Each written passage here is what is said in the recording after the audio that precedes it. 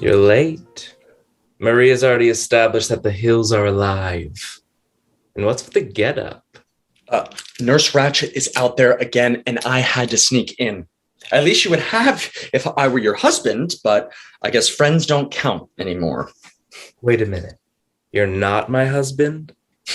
Just because we fooled around in summer camp when we were 14 doesn't cut it. You forget about the time we were drunk off our asses at Rainbow Mountain, and I let you jerk me off before we passed out on the couch. Let you. You practically begged me. Maybe that's how you remember it. And no husband would change your bedpan. That's true. When Carlo saw what he'd have to do to take care of me, like Julie Andrews, he headed for the hills. Not without infecting you first. No offense, but you have worse taste in husbands than Liza Minnelli.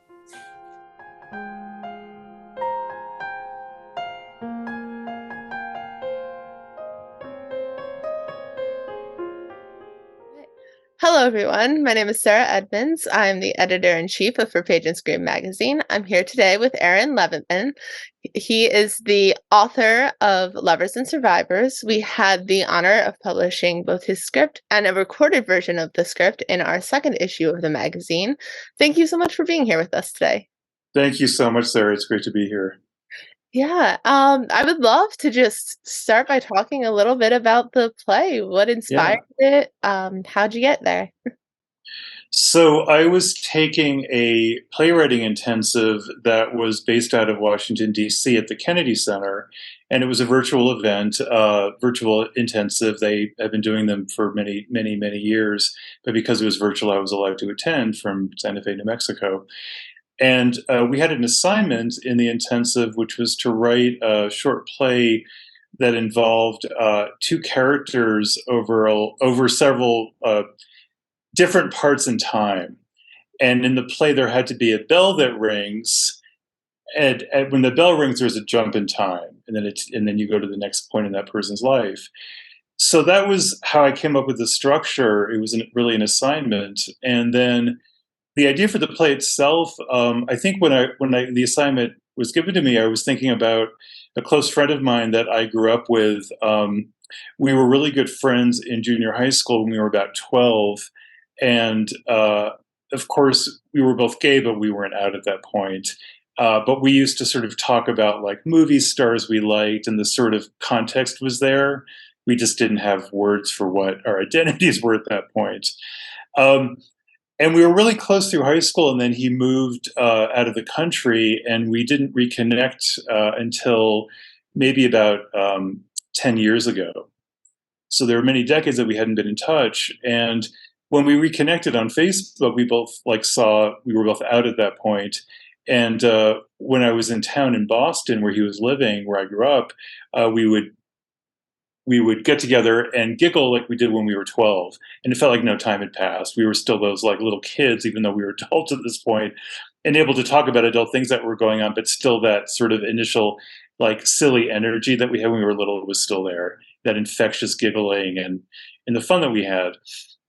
So I guess I was sort of interested in writing about long-term friendships and about how they sustain us over the years. And then I guess sort of the other point to this is that, in my personal life, two of the people closest to me, probably my mother and my husband, both had suffered serious medical issues over the years. And what we kind of witnessed during that time was about the people that kind of stick with you during times of crises, and then the people that just fall away for whatever reason, whether they can't handle the situation or they're busy with their own lives. But it's the people that really stick with you are the ones that really become meaningful in terms of the course of your life, and that really sustain you through really difficult challenges. And so I guess the point of the play for me was really about survivalism through long-term friendships. And then as a final point, I'd written a couple different plays that dealt with illness in different capacities. And I wanted to write a play where someone who's suffering from an illness doesn't die at the end, but they actually survive and live on. And to kind of see what that was like, because a lot of people do survive. And there are a lot of reasons why people don't, but for those that do, I wanted to sort of show that as a kind of representation that it doesn't have to be an end of life situation. There are people that deal with crises and live on into their old age, and why they do is one of the subjects of the play. I love that, and I love this idea of focusing on people who continue on Hmm. because oftentimes there's still after effects of an illness, Yep. and showing that those aren't life ending and they're not joy ending is a great thing, and I think that the ending of your play captures that because, like you said, you still have those inside jokes and, like, childish joy that comes through with friends. Yeah, and I think, on what you were saying, people that are, the plays dealing with the AIDS crisis and during that period of time, but now there are people that are living with COVID and long COVID and the after effects of that. And so the play sort of became relevant again, even though it's dealing with a different point in time. But Mhm. Absolutely, absolutely. Now I wanna talk really briefly about the process of recording this play because it isn't yeah. just words on paper. We also have this great video. We have 2 great actors in the play. How did you get there? So at the very beginning of COVID, when everything shut down really quickly in March 3 years ago, I got cast in this virtual play. I don't know, so I saw the listing on Backstage or something, and so it was a short play that was part of a festival, and they did it all on Zoom, and that was actually a live event, and so they had a stage manager, and it was like doing a TV show, and I'm like, well, this is really cool, and then we realized that we weren't going to be back up and running in 2 weeks, the beginning of COVID, like we thought we were. This was going to go on a while, so I actually have a theater company in Santa Fe called Almost Adult Productions, and we were doing in person stage readings and short play programs for a number of years, and then I stopped doing it because the audience in Santa Fe was changing, and I was trying to figure out what people wanted to see. And then when COVID happened, and I was cast in this virtual play, I realized, hey, I could do this from my kitchen. So I put out a call for entries and I got like 500 submissions just as an unknown entity. And I started producing these short play programs on Zoom, and we did them about twice a month. And I would put out an ad in Backstage and get hundreds of actors that wanted to participate. Just found directors, found plays I wanted to do, and we did it all on Zoom with virtual backgrounds and music, and it was very low tech. And I realized that that was what I could do within my technical capabilities, but also I liked the fact that it was really just focusing on the actors and the words and not on the special effects, which are great too. It's just that that was the kind of program I wanted to do. So I learned how to do all that, and there was um, I'm part of the Dramatists Guild, which is national organization for playwrights, and we have a Santa Fe chapter. And they were doing an event where they wanted to. They were asking people to do a Zoom production of their own play that they were going to then show to a private audience um, for the Southwest chapter of the Dramatists Guild. And so I actually made the Zoom production for that, and then it was only seen by that group of people that were there that day, and then you were able to use it as part of the part of your publication. So I love that. That's fantastic. and the actors, one of them I just found through a Backstage call, and the other I'd worked with before through Oh, another Zoom I did. Yeah, that's great. And I love what you mentioned about it focusing on the actors because yeah. I come from more of a film background and I know Hmm. acting reels are huge. So having something that is a professional production where it really is just you and another person or another group of people focusing on the acting could be really valuable to that, to putting into a reel and showcasing monologues or group performances where they're not distracted by sets and body movement and all of that. Well, the challenge in doing Zoom productions is that the actors aren't in the same room together. They can be. I have seen Zoom plays where they are, but generally, like in this case, they're not. So you really have to try to create that intimacy when that's not the case. And I have seen Zoom productions when you can tell sometimes the actors weren't even recorded at the same time, which is what you would do on film sometimes. You wouldn't necessarily, they would be in different locations, or if it was a phone call scene or something. So it's really trying to create that intimacy with each other. And it's really, it's a challenge, but I think you can create that intimacy in like in the Zoom play I did and others I've done. And it's just about, how you create those connections, through words and through your computer, through your laptop. And now that we're all adept at communicating that way, now that we've been, in the pandemic a while, we've learned how to do that in our personal lives as well. Absolutely. And I have a feeling I know vaguely what you're going to say, but how important is community to you as an actor working with theatrical groups, but also as a writer and in the themes of your writings? It's a really good question, because I feel like I've been very lucky because, um, I'm part of a great community here in Santa Fe, and I've been here almost 19 years, and so I know everyone in the theater community. And now I know people through other places through the Zoom series I did. And that's an online community, which is a very different kind of thing because you don't see each other in person, but that is its own thing as well. Um, I think when you have community, you have support, you have people that you can rely on to work with to do workshop performances or just to do, Zoom productions or whatever it might be. And I think community is important in any aspect of your life, and so certainly it would be the case for theater because it is a collaborative process, like film is also. And if you have a group of people that you can really support, be supportive of you to do your work, that's great. Because writing in itself is a very lonely process.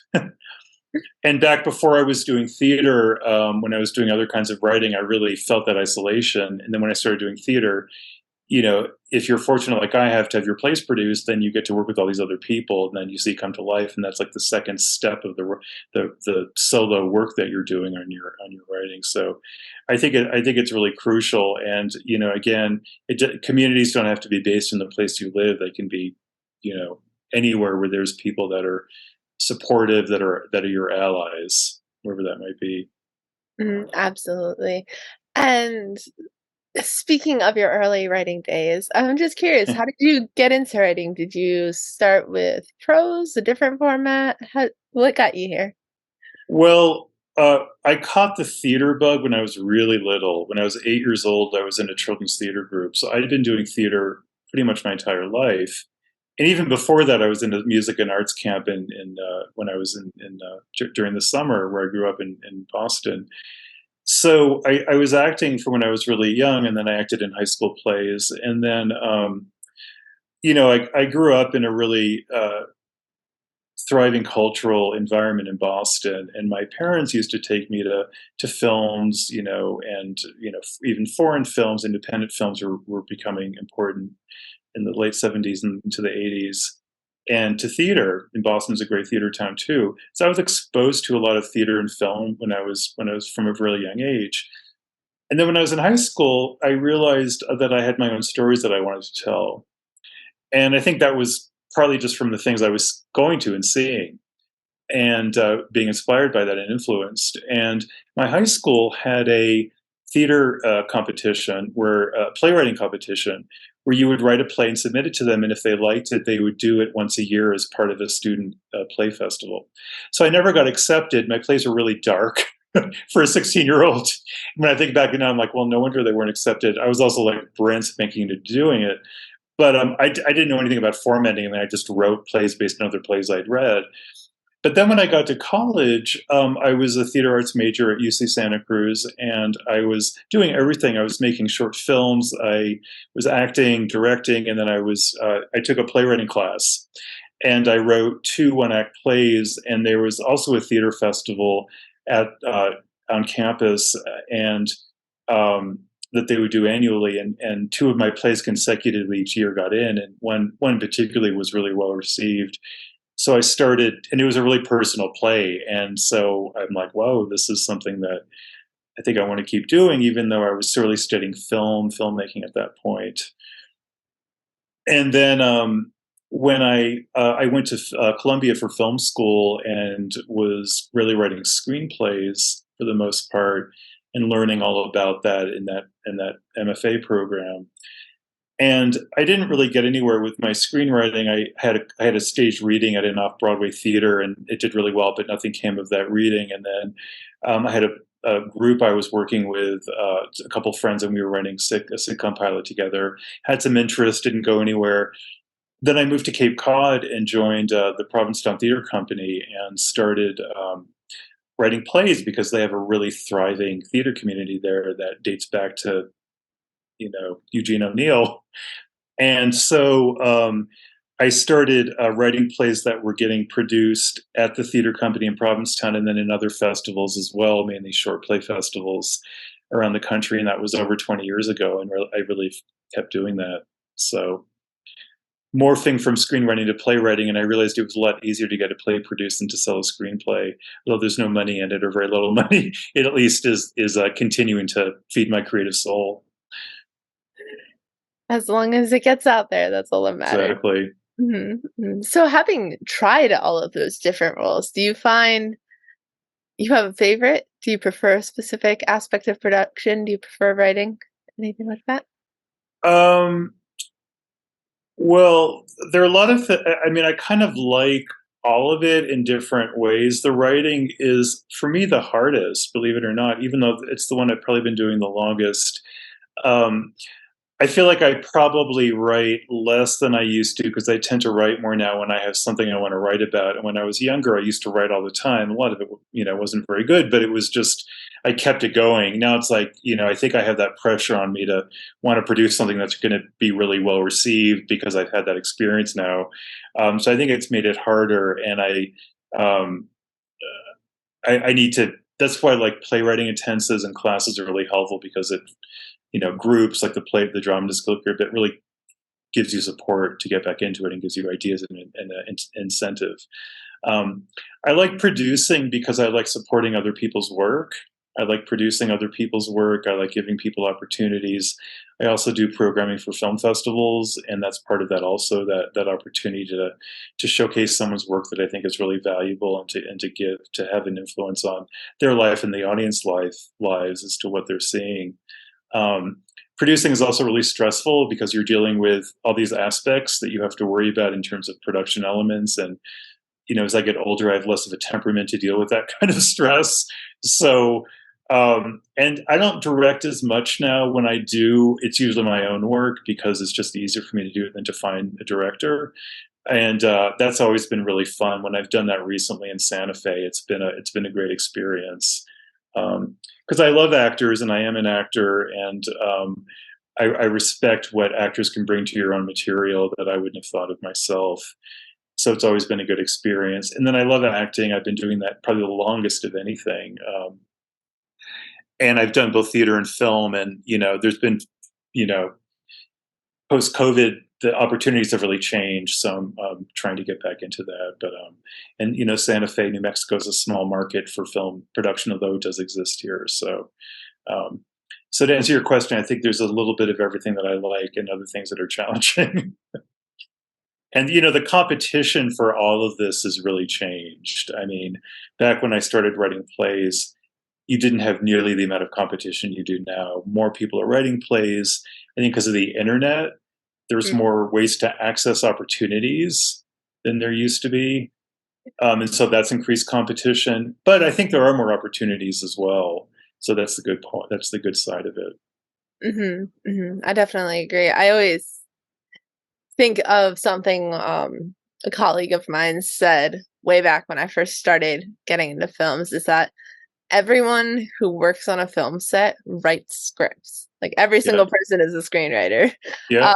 So to break into that market is really, really difficult. But not everyone can do the crew position. So to have that well-rounded experience like you have, like you're talking about, is also really valuable for just staying in the industry and getting that work, no matter what position it is. So do you have any themes that you find are consistent throughout your work? It's really changed over the years. Like when I think about the things that I wrote about, like when I was writing screenplays, it was kind of all over the map. I was really interested in the horror genre, and I wrote these like supernatural. They're kind of like supernatural dramas. They weren't really horror films.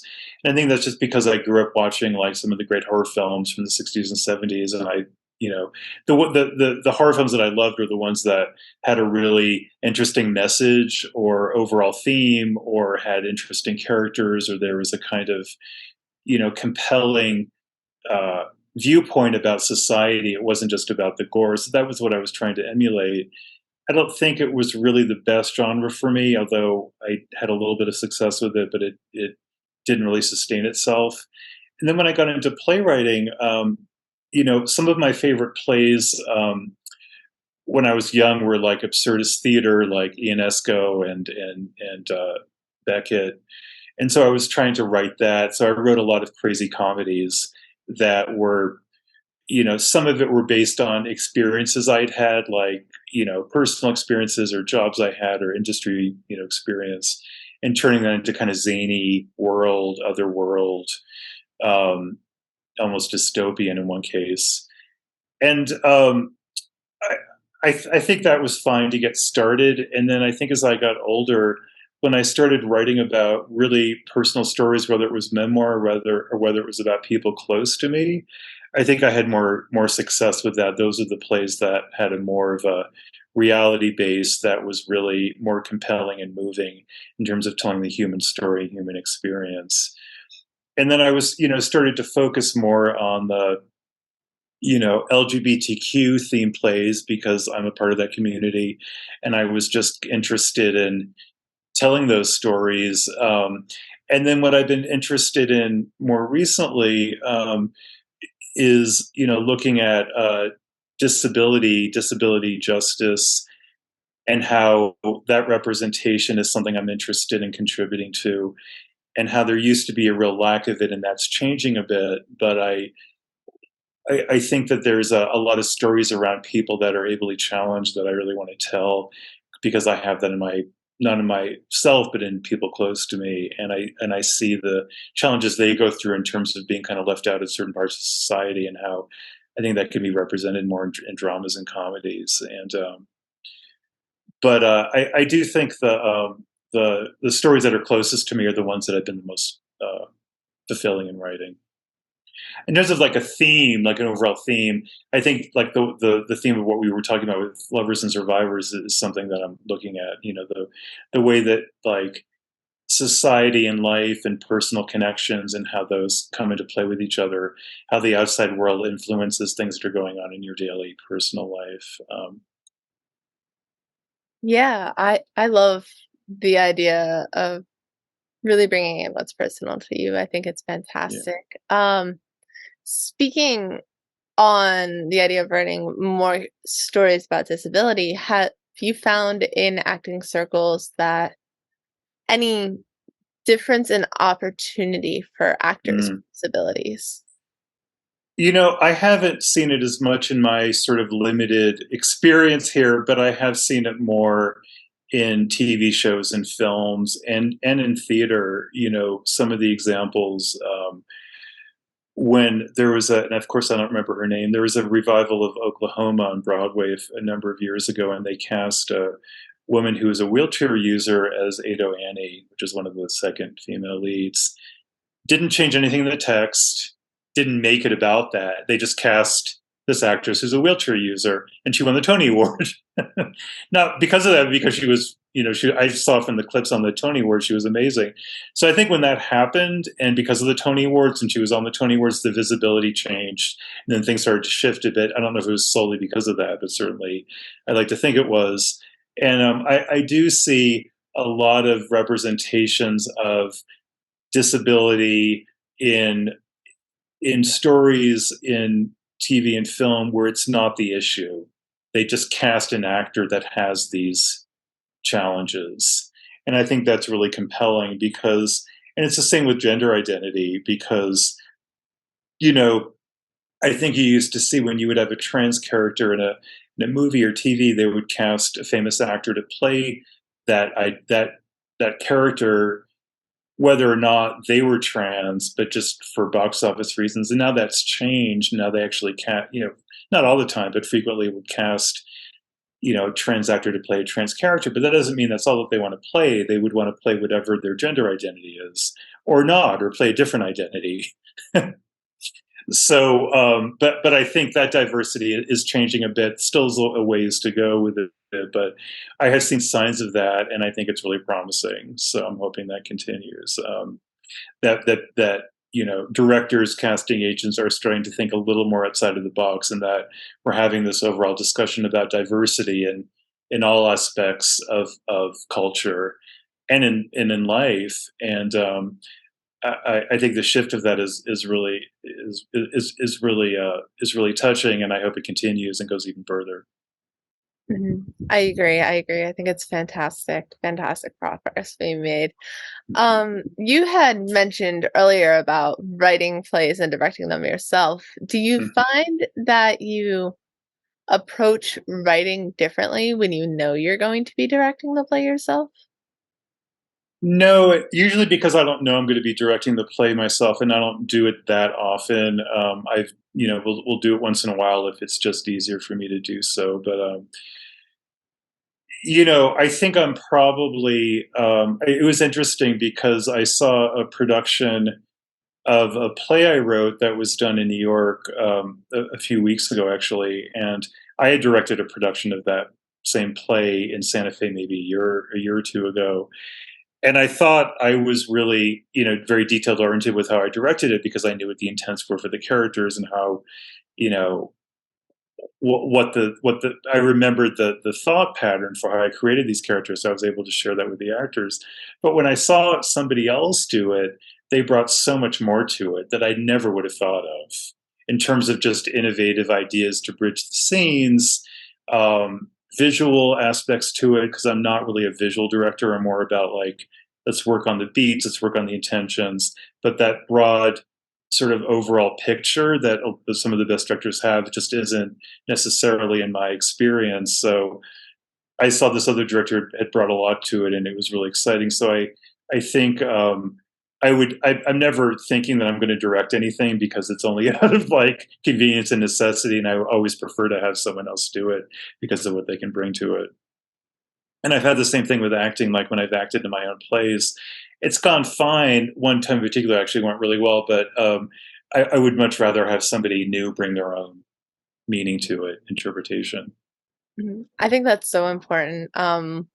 One thing I personally had to get over with getting into the film scene is Hmm.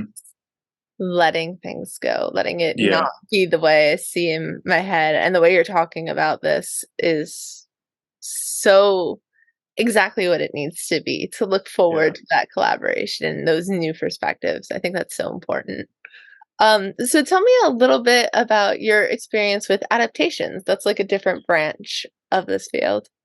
Well, when I was in film school, I took a class on adaptation by a fairly well-known playwright and screenwriter, and I found it was much harder than I anticipated it was going to be. Um, I think there's a lot of different kinds of adaptations. Of course, there's prose, there's fiction, and then there's plays. And we see a lot of films based on plays. And I think the challenge in creating a really good cinematic experience from a play is really rethinking the entire way that the story is told and thinking about it through visual terms. And I've heard interviews with different famous directors that have attempted to do that and how they had to really rethink. Let's say they directed the play version and then they had to direct the film. They had to really start from scratch to really make it cinematic. And you see a lot of films from plays that are good, like I'm going to use the movie version of Doubt as an example. And it's a good film because the performances are great. They have the best actors. It's great material. And I don't mean to criticize the movie because I think it's a great film in a lot of ways, but it very much feels like a film of a play. It doesn't feel like you've seen like a great, cinematic masterpiece. It's really relying a lot on the material and the acting. If you see like the film version of Who's Afraid of Virginia Woolf, for example, very different. that was made in the late 60s. And Mike Nichols, who's one of the great directors we've ever had, really figured out brilliant ways visually to tell that very literary work. And the film was actually nominated for best cinematography. I think it won actually for best cinematography, the Oscars that year. But it's like breaking the narrative and reshaping it into something different. And I think if you really don't have skills as, say, a screenwriter, and you're adapting it from a play, I think it's going to require, I would say, to do your homework on how do you revision, especially if it's your own story, as a play into a film. And then taking fiction is very challenging. Taking prose, because you can kind of do anything with it, because prose has that way that it can go to all kinds of different places in a period of time and go back and forth in time and go to different locations. So I think a lot of like certain films that are like 2-hour films, not series, will take like one segment of a book rather than the entire book, because it's a 2-hour film. I think when you try to cram like an 800-page novel into a 2-hour film, frequently you get like the snippets, not the entire story. And I'm grossly generalizing. Of course, their rules are made to be broken, but I think those are the challenges that I found. As a result, I don't really do adaptations that much anymore, because I find that it's hard. It's, if you like something so much that someone else's work in particular that you want to adapt, you don't want to change what they did, but you have to, to make it your own and to make it cinematic. So Yeah, absolutely. I once had the experience of doing kind of the reverse of what you were just talking about with uh-huh. prose and film. I Mhm. had a full-length screenplay that I had written for a class in undergrad and rewrote it for a short story. And it was really eye-opening how short the short story was for a Yeah. full-length film, because it added a lot of perspective of why it really does not work to take that 800-page book and turn it into a 2-hour movie. There's just not enough space, not enough time. Well, and then, the opposite of that, taking like a short story and making it into a 2-hour film, you have to then create new material that expands it. And it doesn't always work. Like when people have said to me, just like, have you thought of making your short plays into full-length plays? It doesn't always work either. Sometimes they work better in a short form. It just doesn't have that kind of not depth, but just that the expansion isn't necessary. It can be told in a short way, so you don't need to expand it.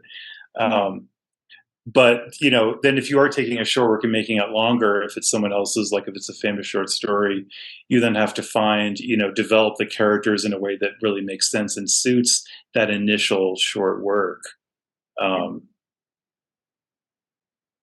Yeah, absolutely. It's so complex, so complex. Um, you had said something, and it made me want to say something, and I don't remember what that was now. That thought went out of my head. Sorry it's about. okay.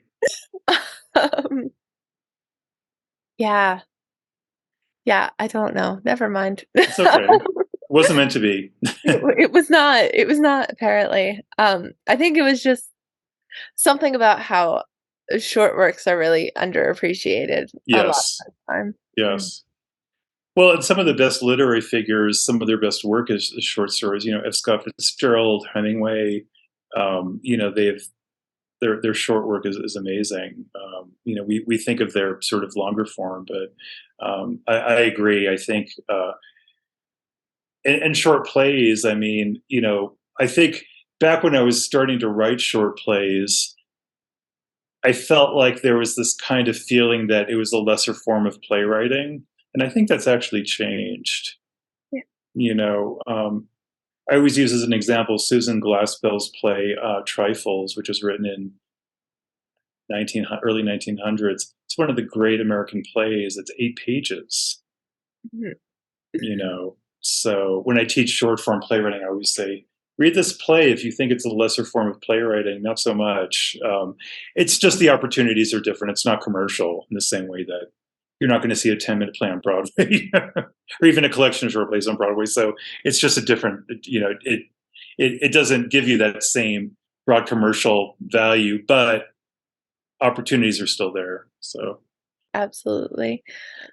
So tell us a little bit about what you're working on now. Anything new in the works? well, sort of similar to what we were talking about before. I'm writing a series of. I want to write a collect. I tend to write more collections of plays, short play programs than full length plays. I used to write full length screenplays, but I somehow morphed into short form. I think just because it gets easier for me. It's easier to get them produced in terms of festivals or competitions or whatever. Um, so I'm writing a collection of plays called the Wheelchair Plays, based on what we were talking about disability, and it's I've Lovers and Survivors is going to be part of that collection. There was another play I wrote several years ago called Blanche in a Wheelchair that was really well received, and I'm interested in looking at what we were just talking about, the sort of alignment between disability justice and the LGBTQIA plus community. And so I'm thinking about different scenarios for how disability is represented, particularly in LGBTQIA scenarios, and how those two movements have combined and what kind of personal stories can come from that. So I have an idea for the next play in the series that I'm just kind of starting to form, and maybe I'll talk more about that if we get a chance to speak again in the future, because I'm still kind of forming it. But I think that'll be the next thing I do, and I think there'll be a lot of interest in it because the subject is sort of taking off right now. And Sorry about that. do you want me to say that again, or? Yeah, just that last bit there. So what I find for me is that opportunities sort of come up at the last minute when I'm not planning things, and so I'm always surprised by what happens. So I'm looking for that next surprise, that next opportunity I'm not expecting, while I'm still out there trying to create new content and knocking on doors, as they say. Absolutely, absolutely. I will keep my fingers crossed for you. Okay. Hopefully there are good, new, surprising things in the future. Yeah. Last question that I have. Is there any one piece of advice that you would give to other writers, other playwrights out there? Don't give up. It gets very discouraging when you get rejections. Most of what you're going to get are rejections. And when you get those, when you hang in there long enough and you get those opportunities, as I was saying before, that you're not expecting, it's really what keeps you going. But don't quit too soon. And I think that's not just true with opportunities, it's true with your own writing. I teach playwriting off and on, and I have a lot of students that sort of give up the projects they're working on because it just gets to be too hard, and it gets to be too daunting to rewrite something. But I think when playwrights have success, not just with achievements, but also just in their own work, it's because it's their willingness to stick with something for a period of time. So my advice is just hang in there. If you want to do it badly enough and you hang in there long enough, you will get to the place you want to be with it. It's just about the willingness to stick with it. If you don't write every day, that's fine, right? When you can, but it's that motivation and drive that'll keep you going. And, you know, find your, like you were talking about, community, and that's another reason why community is important, is that when you have other people give you feedback, whether it's in a workshop performance or a reading, or just to have friends read it, or to be in a class, find those resources for yourself. They're really invaluable, because just doing it on your own and sending it out without that kind of feedback can be really hard, because you don't get the perspective on your work that someone else's. And everyone has their own opinions about things, and you don't have to listen to them all. I used to make the mistake when I was much younger, where if someone gave me feedback, I would try to incorporate all of their comments into the rewrite. And that doesn't work either, because it's your play, it's not their play. But if you show it to 5 people and 5 of them say the same thing, then you know that they're onto something. If they all have different opinions, you take what you want and leave the rest. You say, okay, well, this makes sense to me. This really isn't what I wanted to do with it, but thank you for your opinion.